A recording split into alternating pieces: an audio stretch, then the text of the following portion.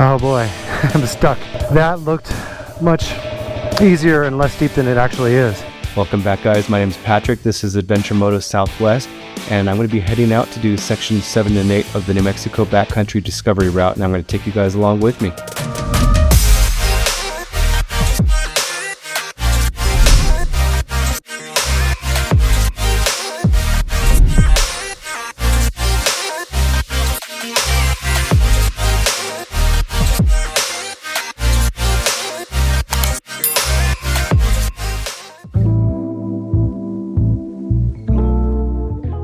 Before we leave, I'm going to cover my packing and the bike selection and all that, so feel free to use the chapters below to skip to whatever sections you want to see the most. But to start out, I am going to go with the Yamaha XT250 for this.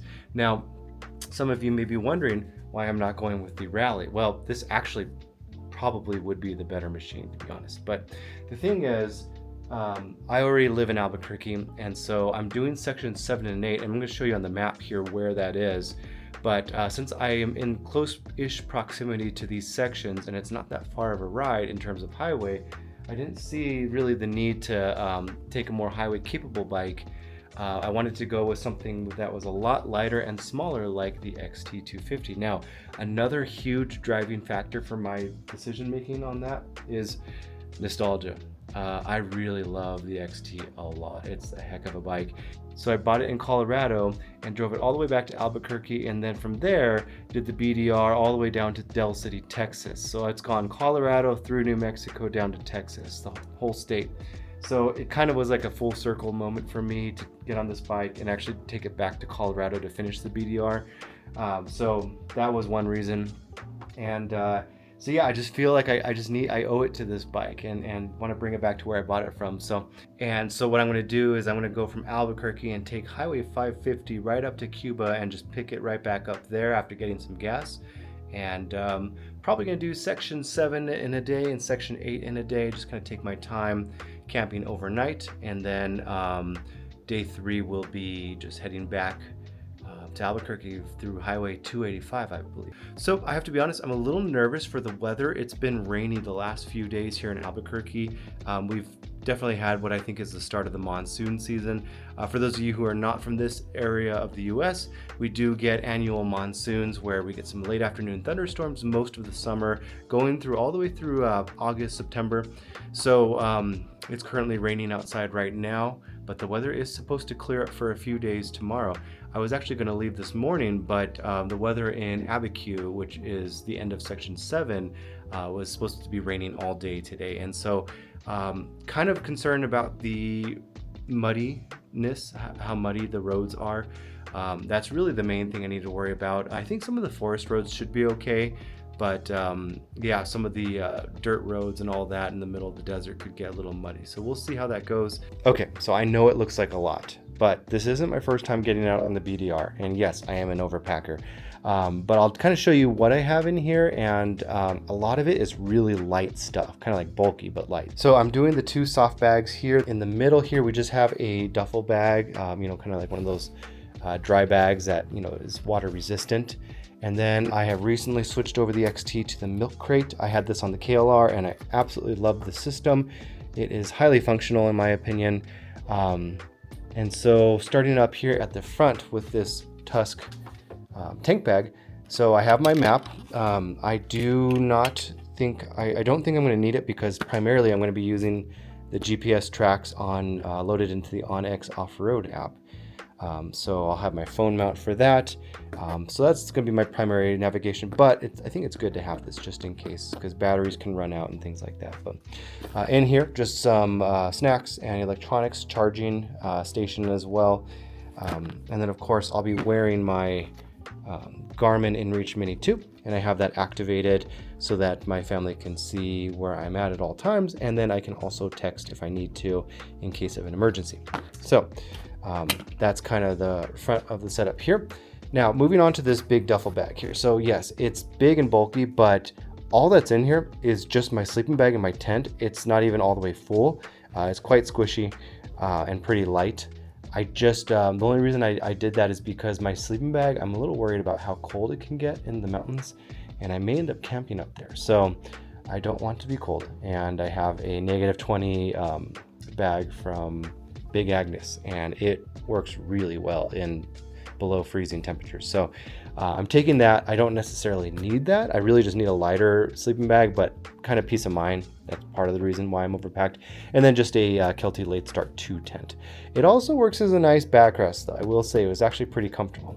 And by the way, I did off-road this whole setup yesterday and tested it out on some sandy trails, and it was fine.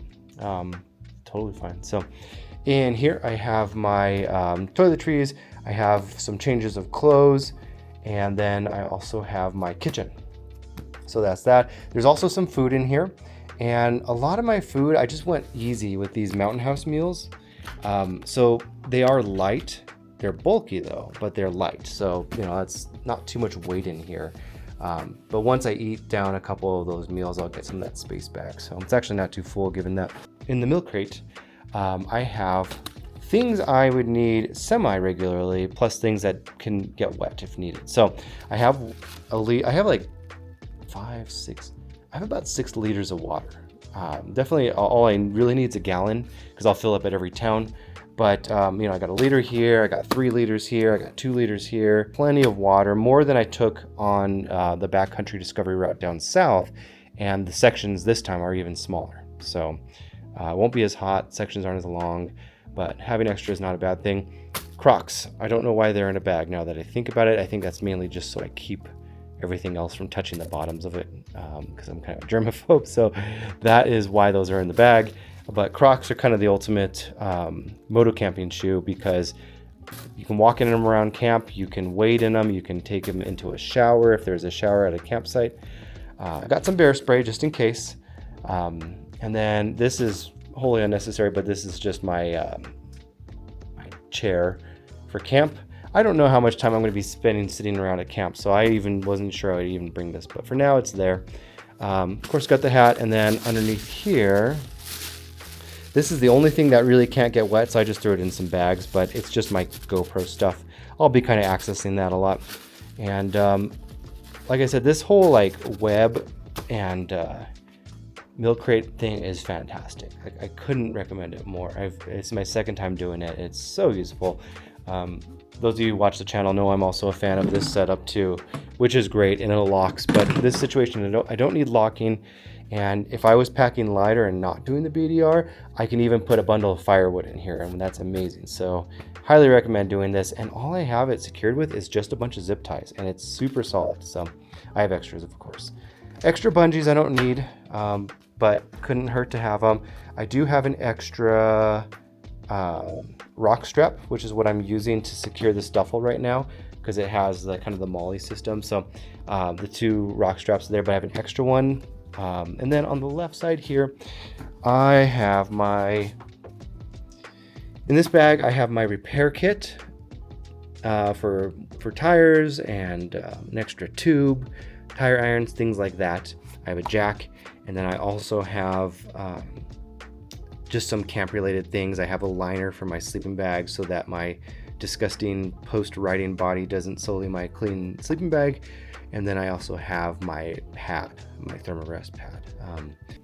I had a giant loop bag, and I just, you know, another reason why I really like these milk crates, they're so attachable, you know, you can just put things on there. So I have this giant loop bag, and I just have some camp things in here, tiny camp things like a lantern. I have like a little emergency saw that I don't think I'm ever gonna need, but it's kind of more of a survival type thing. And then a little bug net. So things I don't really need. Yeah, it's overpacked a little bit, but kind of for comfort and assurance. And so yeah, that is the setup. And the XT handles this well. Like, obviously, I know it's overloaded. Clearly, it's overloaded. And clearly, I'm overpacked. But, you know, this, like I said, this is my 3rd time going out in the BDR. And this setup actually is very similar to the last 2 times. Not too much different, just added that. So it works well. The XT does handle it. I'm not a tiny dude. I'm definitely maxing out the suspension and all that, but I think it's fine. I mean, it's handled it, and I've been all over on this bike, so. Good morning, everybody. So it is the next day, and I am in Cuba, New Mexico, and I just turned on to the BDR. So got some gas, drove up this morning from Albuquerque on Highway 550, and we are officially at the start of Section 7.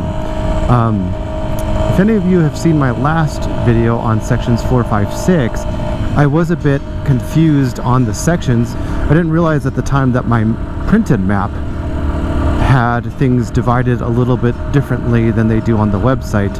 They must have updated that in the last few years. My printed map only goes up to Section 7, and that begins, I believe, in Abiquiu, but currently the website, as well as the current GPS tracks that I have it as 8 sections total, and this is Section 7 from Cuba to Abiquiu, New Mexico, and then Section 8 from Abiquiu to Antonito, Colorado. So here we go, we are on the route officially, and it smells amazing. It smells very fragrant in this area because, like I said yesterday, it rained all day yesterday, or at least most of the day. Here up in Cuba it was raining, it rained in Albuquerque, certainly rained in Abiquiu. So I am expecting some mud today, but that's okay. Can we just take a moment of appreciation for northern New Mexico? It is so gorgeous. Honestly, it really starts to look a lot like Colorado and very green this time of year. We'll be going through the forest and winding around something called the Valles Caldera, which is an ancient supervolcano that erupted here, and it's a I believe it's either a state park or a national park, but it's an area you can visit that is definitely worthwhile. Just off of Highway 4 is where you access it from. Already mud everywhere. Like I said, raining yesterday, so last couple days. So yeah, we're already in it. Cool. Ooh. A little slippery. My front tire is fine for this trip, but it doesn't have the tread I would love it to have for this, and I'm starting to feel that. We just finished up that forest road. We're getting on Highway 126. It is 126 this time for sure. Here's some mud. And yeah, it's gonna be paved for a little bit. I passed this group of like 4 guys on smaller adventure bikes. Like I think there was a Ibex 450 maybe, possibly a KLR, but nothing as small as the XT250. And of course, as is usually the case, they were very polite, but they flew right by me. I saw them coming, I let them pass, but I'm usually the one that's just puttering real slow, but I'm a cautious fellow. I always have been with this stuff, especially since I'm by myself. So yeah, that's what you got to do. Keep it safe, take it easy, and live to ride another day. I've been watching the weather, not the forecast. I haven't checked that yet, but in terms of the actual clouds, there has been some buildup of clouds, especially up in the surrounding areas north. Getting a little overcast up there, so we'll see if it holds out. Hopefully it does. There isn't rain in the forecast, but I wouldn't love it if everything started raining while I'm on a forest road and it gets super muddy. But I guess worst case, I just camp and let it dry, and that's not terrible.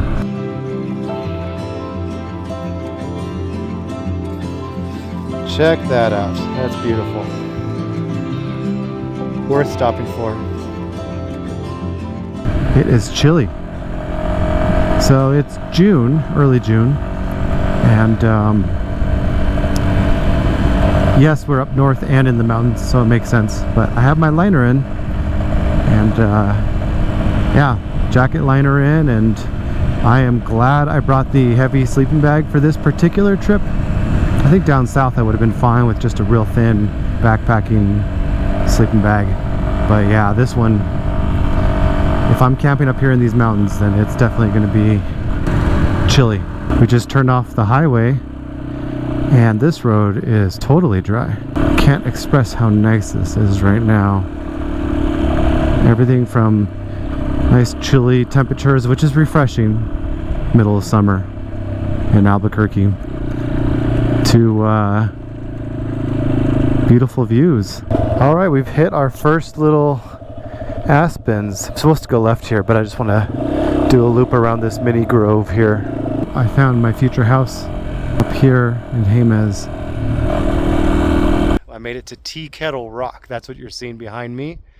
It's a kind of well-known rock formation here in Jemez, along with Soda Dam is another one that a lot of people stop at. But there you go. That's Tea Kettle Rock. I guess all you do is look at it, but it is pretty. And so is this area. I just ran into a group of 4 dirt bikes doing the BDR as well, but they're from like Idaho, I think they said. So I'm sure this BDR is probably pretty tame compared to that one, but if you've done that one before, let me know. Also, if you're an XT owner, let me know if you also experience this, but this thing always backfires when I'm up high in the forest roads pretty consistently. It's a thing, like it does that a lot. But then when I get back down to Albuquerque, which is still a mile up, but you know, lower elevations, it's totally fine, but it always has done that. Poor thing, so overloaded. But I don't feel it, I don't really notice it, but I mean, I can just see the suspension, and I think the whole bike's kind of saying kill me. But yeah, it's just eating this stuff up. That group, by the way, that I just passed, they are doing sections 7 and 8 all the way to San Antonio, Colorado, and driving back to Santa Fe today. So maybe I'm not being ambitious enough with how far I'm going. Well, we are definitely climbing out of the forest now, and I'm not 100% sure, but I suspect that I'm looking at the backside of Abiquiu Lake over there, because I'm pretty sure that's that Pedernal Mesa, but I could be way off. I'll check the map here in a minute. Road update, super smooth. Man, if it has not been raining up here, then you will have absolutely zero problems. Oop, there's some mud. You'll have absolutely no problems at all. Like any vehicle, like you don't even need that high of clearance for suspension, or for ground clearance, I should say. I'm pretty sure I'm looking at the backside of Abiquiu already. If that's the case, and it's only one, I might consider, I'm not sure if I'm gonna, it's a little early to stay in Abiquiu for the night. So I might either try the expert section to El Rito today and camp somewhere in there. I do believe the El Rito campground is closed, or at least it said that on Google. I was going to check in person. That might be a good place to stay, because I do want to get to camp before it gets dark. And so if that doesn't work out, then I can just plop myself down in the Carson National Forest somewhere, and that works too. But that's kind of the nice thing about doing it this way, is you just have a lot of options. Oh yeah, we're getting on the pavement here. All right, we've made it to Abiquiu Lake, or reservoir, I should say. I do believe I'll be passing a little picnic place here on the left, if I'm not mistaken, and that will be lunch. Not a bad place to have lunch. Got my little camping stove. This thing is the best. It has been so reliable, works super well, and it was like 12, 13 bucks on Amazon. So yes, absolutely recommend this. I'll put a link in the description. And then I put my little fuel canisters, I always put them in some sort of top middle thing, never on the sides, because I'm afraid that if I ever tip the bike over and the fuel's in there, it just doesn't seem like a good idea. So I'm gonna grab some fuel. We're gonna have some ramen with this view. Cheers.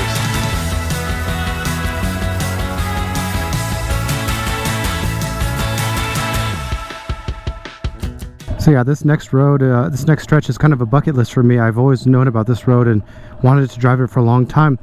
Last time I looked down at this road on the other side of the dam there, at the base of it there's a river, and they were filming a western of some kind. They had a bunch of cowboys and horses and big cameras, and it was cool. But I haven't been all the way through. So we're gonna go check it out. And I will say that was probably a top 10 best lunches situation, ramen and all. It was just perfect views, temps, having the XT nearby. You just can't go wrong. So yeah, we're gonna be on the dam here. So that's the road right there that we go down. It kind of winds down a couple times. So here is the actual dam. Reservoir on the left. Road coming up on the right.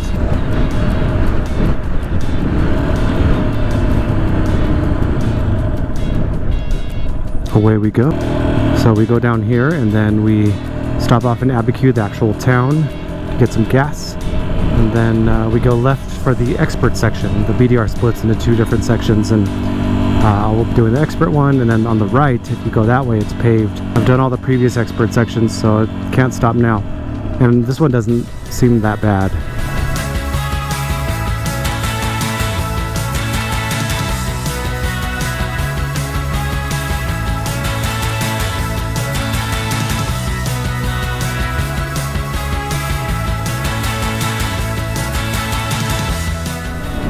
This is definitely a highlight of the BDR for sure.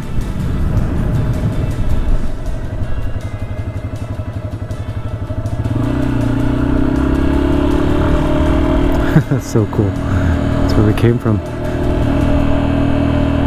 And once again, the scenery has changed dramatically from forests to mud to cold to lake, now river. It's the Chama River on my left. Ooh, and there's a little fishing spot down there. Look how pretty that is. That's cool. That looks like fun. Not the fishing part. It's not for me. No judgment if you fish. I like sitting by a river. That part's good. I just feel bad for the little fishies. Not bad enough to not eat them though. Let's go check one of these out just so we see what it's like.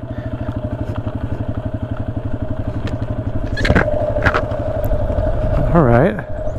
Oh, someone's here. So cool. How did you get in there, lady? And are you camping? Oh, I see you. She went in through there. Driving next to a river is one of the best things ever. Wow, what a nice view. This is where it's nice to be on a motorcycle, because you can usually find little paths that are fine like this. This would be rough on a car. Whoa. Couple things. One, check out that scenery. Two, the road's all gnarly and I think I go right, but I'm just not sure. Yes, we're still on the right path here. We don't go that way. We need to get back over. Try to get left here. Yes, that was indeed a workaround. And ooh, it's kind of hard to see. There's so many paths kind of carved out. It's kind of tricky to see which one the main road is, but it's this one. Wow, that is some scenery. This is like Mars type stuff. This mountain's so interesting. I have to stop off and get a quick picture. This is why you do the BDR, to find spots like this that I just don't know if I would have been down here otherwise. I have to say, it's been great having Onyx off-road. It's nice to know whose land I'm on, especially for camping. Like if I'm going to go camp in the forest, I want to make sure I'm in national forest. And also, I can download all these maps ahead of time with a lot of detail, and then the network of like people's pictures of the trails and stuff is super helpful. They put, you know, it's user generated content and it's good. It's like technical ratings and pictures of the trail and know what to expect, and there's a rating system. And I see that I'm on a green trail right now, which actually I'm not 100% sure I agree with, but it's not too bad. But yeah, it's called Abiquiu Dam Country Road 162, and just super helpful to know these. You know, they have these preset trails like all over the Jemez too, and you could just go explore them. And apparently there's some old abandoned mine in the Jemez. At some point I'm going to go see that, and it's just really fun to build a find things that you otherwise might not have found, and to know what the road could be like. Look at these pretty red flowers. Also, this road has been like a roller coaster in the best ways. Just up and down and just having a great time. This road would not be as fun on the Africa Twin. The rally would have done great on this too. Just a beautiful residential road in northern New Mexico. Wow. I feel like I turned the camera on and off every 5 minutes. There's little picnic areas here too. Could have had lunch here. If the Abiquiu Dam spot is full, then just go down the dam and go down by the river, go down a little ways, and there's endless spots with tables. This is the Abiquiu Country Store. They have a little bit of everything here.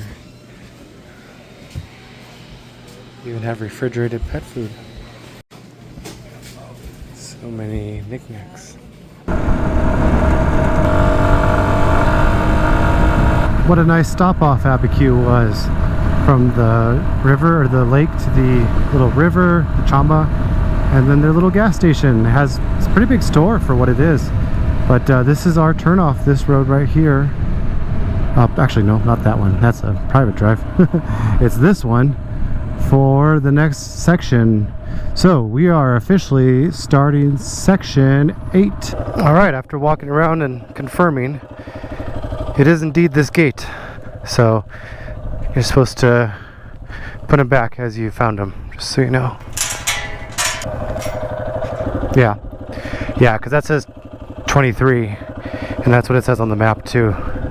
That's where the tracks go, and that's also one of those established routes in Onyx Off-Road.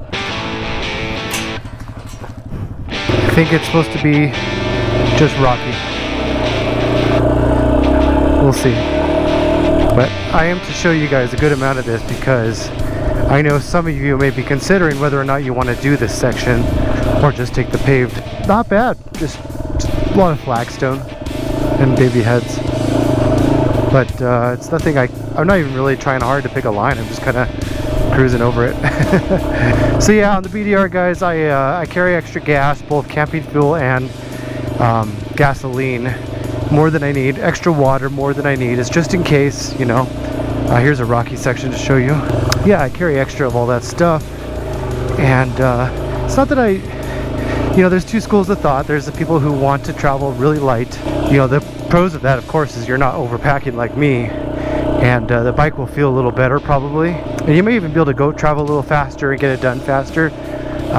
So it's just pros and cons, but I come from the be prepared crowd, so that's why I have all the extras just in case. Like if it started raining right now, like it's not supposed to, but if it did and I had to pull over and just camp for a little while, let the roads dry, I could. I have the water to do it and I'm not too worried about it. But yeah, that's just kind of peace of mind. That approach has gotten me through quite a lot, at least almost the full New Mexico BDR at this point, and a lot of other moto camping trips in between. So, well, here it is.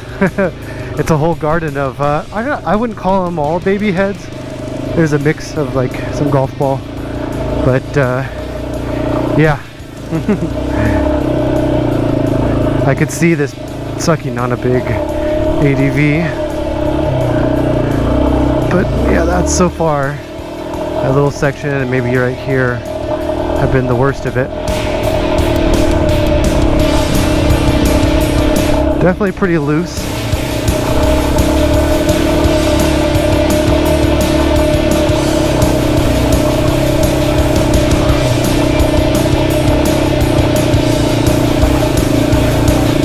Oh, these are definitely baby heads.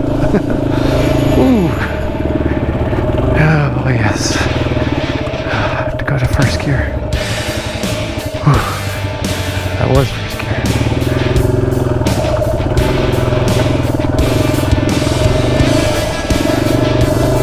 But you got to do the expert sections. Because why not? They're there. Oh, okay. That was rough, but it wasn't terrible.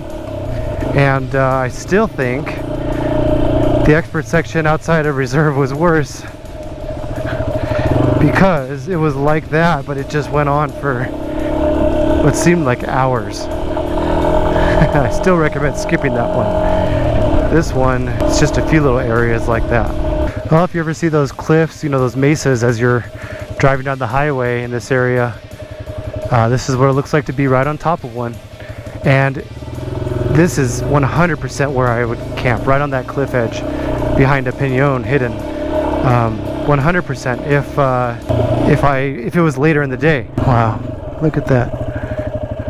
It's hard to like not stop every 5 seconds. Yeah, this would be a good camping spot, guys. If you want to camp on the expert section and you don't want to camp in Abiquiu, just go up to here. So yeah, this terrain that I'm on now is another section worth mentioning. It's not bad, but it's not as bad as those baby heads earlier. But you know, just wanted to show you guys every area. So far it's getting a big thumbs up, green light from me, but I'll give you the official word once we finish up. I feel like the BDR people always have a reason for an expert section, which is smart. So I think this is the reason for this one. You get this view. So this little stretch of baby heads has been going on for a while, about 10 minutes. And there's some switchbacks right here. So I figured it'd be worth turning on the camera to show you.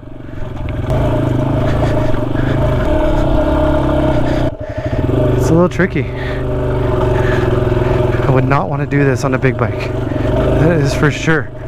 It's loose and steep. What an aggressive climb this is. Big boys here. Ooh, almost dropped the bike. But I saved it. There have definitely been some hard spots. Like this looks tricky. Be aware. It's tricky. I found Chloride Canyon to be pretty easy. Relatively. Yeah, we're on the BDR. I see a line. Right here. And I think I'll go to the right.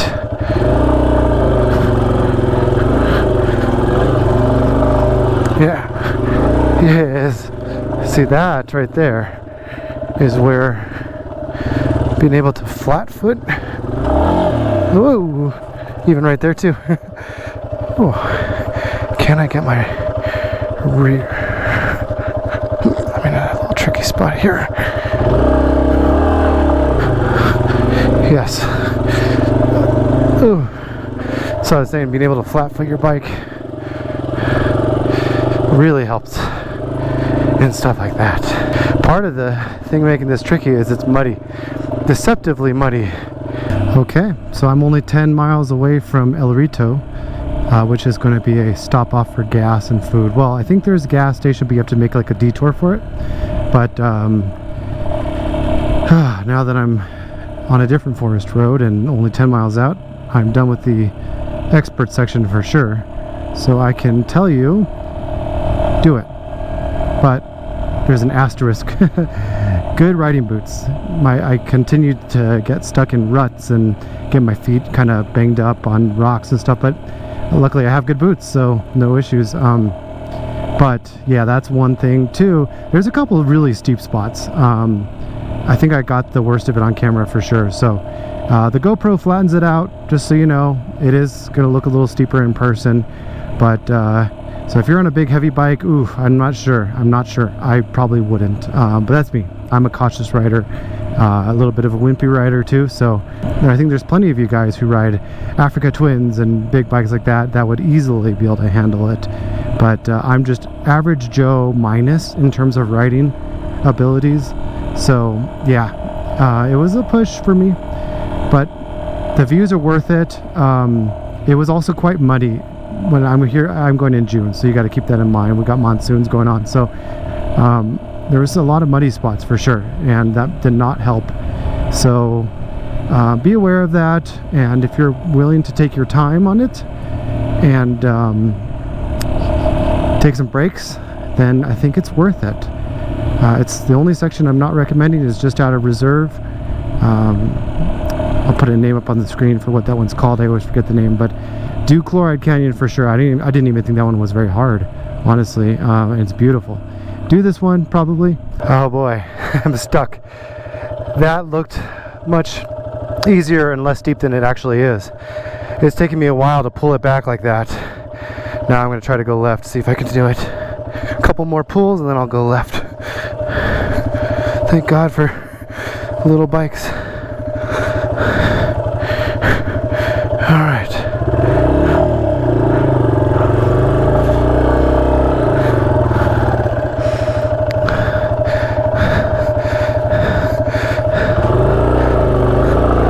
Yes. Yes. Haha. Look at that. I did all that. Jeez. Whew. That could have been bad. Luckily El Rito I can see it, but yeah, I just didn't think it was that deep. Look at all that mud flying off. My life flashed before my eyes. I'm considering if they have a motel, I may do that. It's kind of hard to tell where the BDR is right now.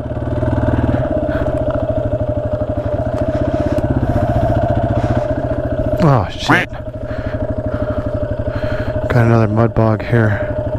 And I do believe that's the way I need to go. I don't know if I can make it through that, it's so deep. I'm gonna try the outside. Alright. Here I go.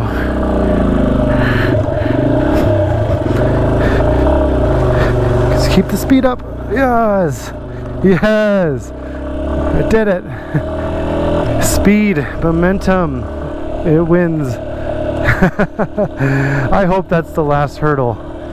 I really do. Wow, this town, there's a lot of dumping going on in El Rito. Welcome to El Rito. Wow, nice big park. We got the Church of San Juan Nepomuceno. I'm not sure. We got this house. We got whatever this installation is. What the heck? Wow. Plan is I wouldn't need to, but I'm going to.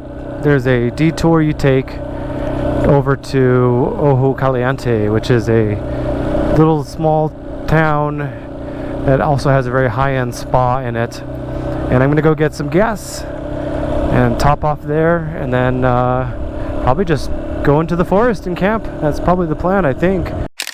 I thought long and hard just now about staying at the Ojo Caliente spa. Ooh, that sounds nice. But one, I just don't think it would feel like I'm doing the BDR if I'm not camping. And I brought all this gear anyway, so I'd also be like, why did I bring all this? And I could have had half this stuff if I was just going to go to a hotel. And the second thing is I just don't feel like I've earned it yet. Gotta finish first. So maybe if I finish this thing and I end up spending the night here tomorrow night, which I don't think is going to happen. I think I'm going to finish it. I'll be done by like 1 or something like that, and then I'll just go straight home because it's a 3-hour drive. Yeah, I just feel like I need to earn it. No Ojo Caliente for tonight. No hot springs. I want to do that at some point though. We're going to get to El Rito campground, see if it's open. If not, we're camping in the forest. Check this out. Just got back to El Rito into the forest, and then I saw this. It's called Canyon de la Cueva. And I don't know if it's a campsite or not, but we're gonna have a look either way. Okay, some people are camping here.